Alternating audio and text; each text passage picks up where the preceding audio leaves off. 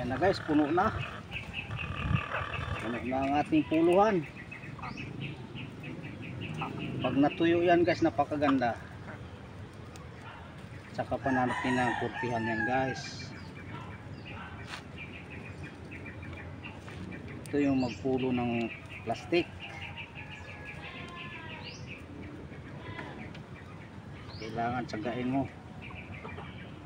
Maganda talaga sana lata. Gatong ka lang ng gatong ng plastic. Pag natuyo na guys, saka na natin yan kurtihan. Siguro tama na yan. Ayan o. Ubusin natin to.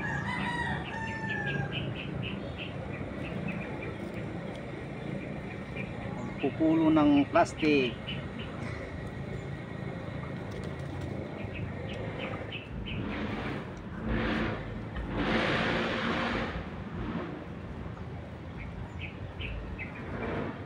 Bukas pa natin yan na kurtihan.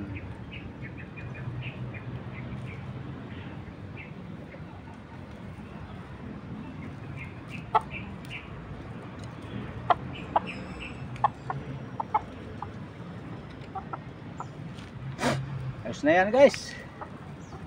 Bayanan na lang ninyo. Makurtihan na natin.